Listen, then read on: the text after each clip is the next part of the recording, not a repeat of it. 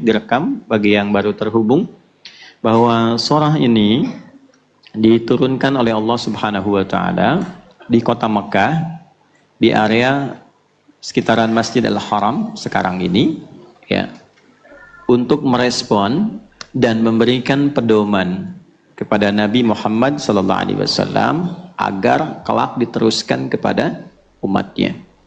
Nah, apa respon-respon itu? Secara rinci kita urutkan. Yang pertama, supaya bisa memberikan pengajaran keislaman secara menyeluruh bagi seluruh kalangan. Ya, tidak membeda-bedakan sepanjang bukan materi yang spesifik. Misal kajian khusus untuk bidang tertentu. Ada kajian di kemiliteran misalnya, di kepolisian atau di perangkat birokrasi tertentu. Itu tidak jadi masalah secara spesifik. Tapi kalau kajian-kajian sifatnya umum, materi yang dibutuhkan jangan batasi. Dia yang pengajar-pengajar ya. Ya, termasuk yang ngajar di masjid, ngajar di sekolah dan sebagainya. Kalau mau mendedikasikan ilmu, tidak harus pilih-pilih. Oh, ini sekolahnya bonafid nih, saya di sini aja. Ya, padahal boleh jadi di tempat lain ilmu Anda dibutuhkan. Ya, untuk mencerahkan. Walaupun mungkin tidak sebagus sekolah yang Anda harap-harapkan misalnya. Nah, tujuannya diluruskan, mengajar itu untuk apa? Mencari dunia atau untuk mendapatkan kemuliaan akhirat. Rumusnya jangan dipisahkan ya. Kalau ngejar akhirat, dunia pasti diberikan oleh Allah. Gitu. Jadi bukan berarti ngejar akhirat itu dunia jadi hilang, tidak begitu, bukan. Dunia pasti diberikan. Allah itu ingin memberikan pelajaran norma, jangan salah secara etis. Sehingga melihat orang lain itu menjadi rendah, jangan begitu. Itu poinnya. Jelas sampai sini? Baik, maka Nabi SAW tolong menempatkan Nabi ini tetap pada tempat istimewanya. Karena Quran sudah mengakui bahwa Nabi itu wa innaka la'ala khuluqin azim. Laqad kana lakum fi Rasulillahi uswatun. Ingat, semua yang melekat pada Nabi itu istimewa. Sikap-sikap kemanusiaannya ditampakkan supaya jadi pedoman dasar untuk umatnya yang bukan Nabi dan Rasul. Ya, mudah bagi Allah tuh mudah begini. Muhammad SAW diinfokan nih, nanti akan ada si fulan, si fulan, si fulan. Kamu ajarkan rata ya, bisa begitu. Kan dipandu wahyu. Tapi kenapa ayat ini turun? Untuk menjadi pedoman bagi kita khususnya yang bukan Nabi dan Rasul. Itu poinnya. Ya, karena kenapa? Sifat-sifat ini pasti muncul di kalangan kita. Untuk membedakan. Bukan hanya pengajar. Anda waktu jadi orang biasa, semua disapa. Waktu status sosialnya naik kan belum tentu bisa punya sikap yang sama. Ya kan? Nah, sama dalam kehidupan begitu. Nah, karena itulah kemudian surat ini muncul untuk memberikan gambaran, berbagilah dengan perhatian yang serupa, yang sama, sehingga semua mendapatkan manfaat yang sama. Jelas sampai sini? Baik, itu bagian yang pertama.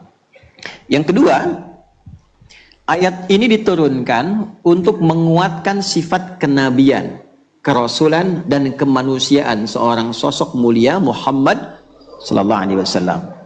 Baik, mungkin nggak gini? Mungkinkah ada orang ngarang sendiri tapi negur diri sendiri di hadapan banyak orang? Nggak mungkin. Ada nggak seorang pejabat misalnya mengungkapkan kalimat untuk menegur dirinya sendiri di hadapan banyak orang?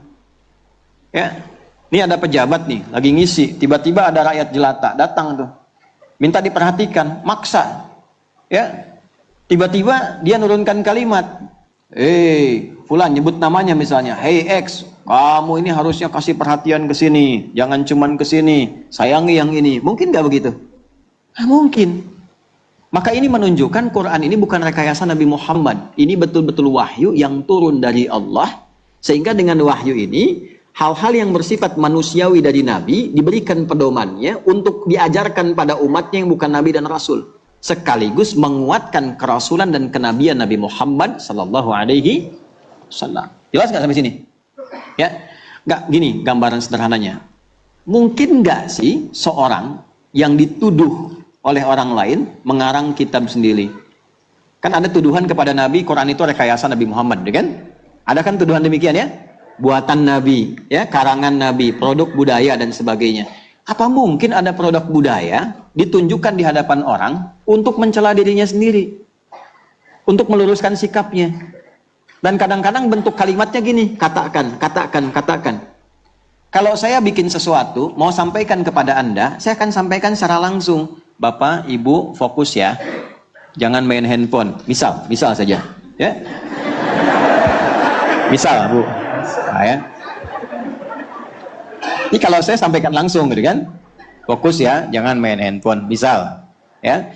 Tapi kalau orang lain yang dimintakan pada saya, ya, Ustadz, titip pesan, tolong katakan ke jamaah, fokus jangan main handphone. Baik ya? Terus saya katakan dengan jujur, si Fulan mengatakan pada saya, Adi katakan begini. Kalimatnya katakan begitu kan? Ada pesan disampaikan. Tapi kalau saya yang nyampaikan sendiri, saya katakan, Pak, tolong Bu, fokus. Ya, handphone simpan dulu. Tapi kalau kemudian diperintah, saya akan katakan, saya diminta untuk menyampaikan. Perhatikan bahasa Quran. Qul huwallahu, qul a'udzu birabbin, qul a'udzu birabbil, kul. Perintah katakan Muhammad. Kan tidak masuk akal kalau Nabi menyampaikan ada perintah katakan. Kenapa nggak langsung aja? Untuk menunjukkan bahwa Al-Quran bukan rekayasa Nabi, bukan buatan Nabi, tapi perintah yang Allah sampaikan lewat siapa? Nabi. Maka surat ini pun selain menjadi metodologi untuk memberikan pedoman pada umat Nabi Muhammad yang tidak punya sifat kenabian dan kerasulan, bagaimana dia bersikap kasih kepada semua kalangan. Yang kedua, menguatkan risalah kenabian dan kerasulan Nabi Muhammad sallallahu alaihi wasallam. Jelas sampai sini?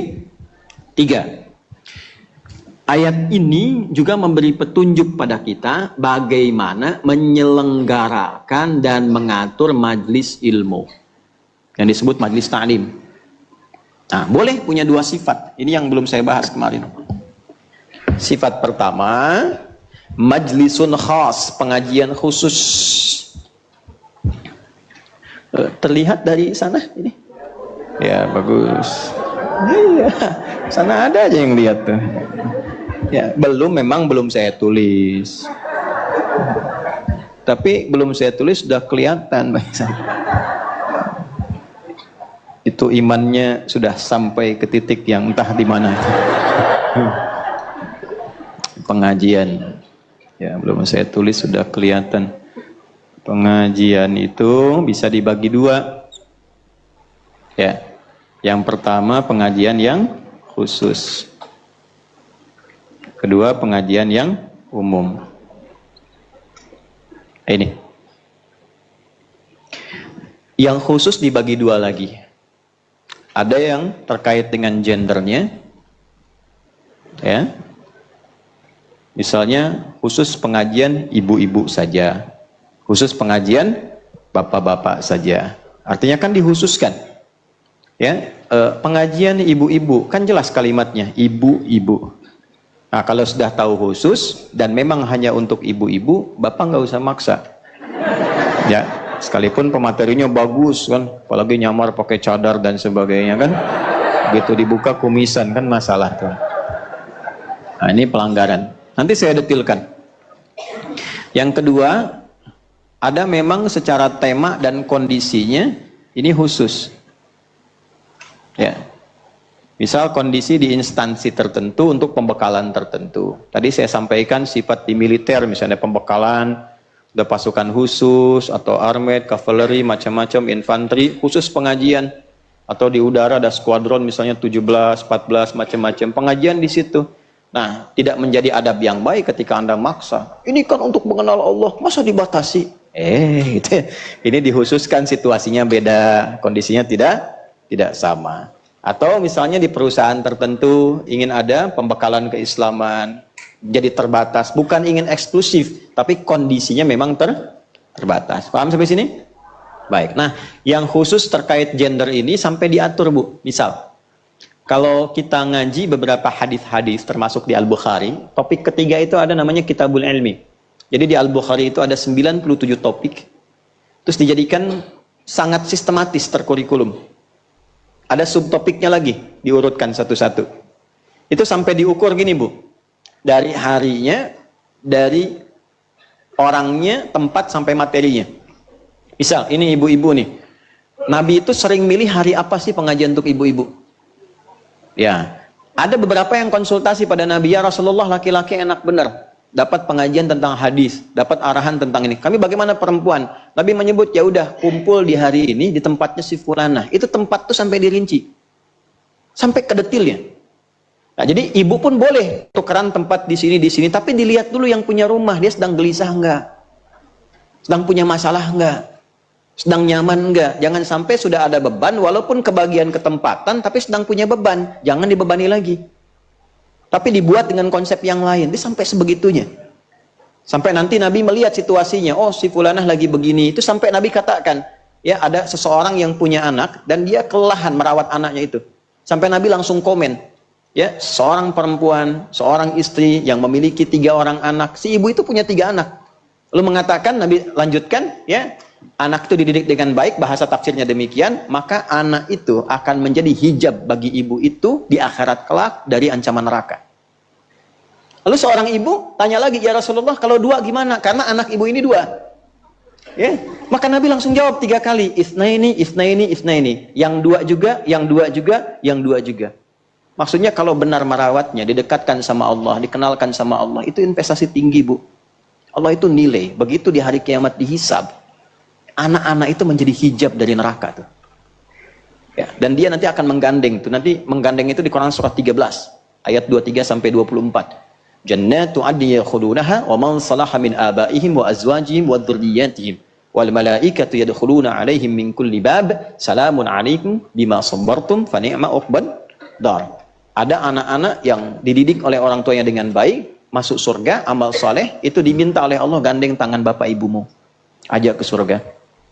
Terus saudara-saudaramu, adik-adikmu, sampai ke bawahnya. Lalu diperintahkan malaikat berbaris di setiap pintu surga, ucapkan selamat kepada rombongan keluarga ini. Malaikat mengatakan, salamun alaikum, catat ini ya, bima sabartum. Selamat ya Bu, selamat Pak, karena Anda sabar menjalani itu saat di dunia. Sabar. Itu kalimat mahal. Temanya pun diatur. Jadi sampai sebegininya gitu, dalam Islam tuh sampai sebegitu. Jadi ibu tuh kalau bikin pengajian, nggak usah tinggi-tinggi. Bahas pengajian, dibahas fikih jihad. Ya, bahas tentang peningkatan ekonomi.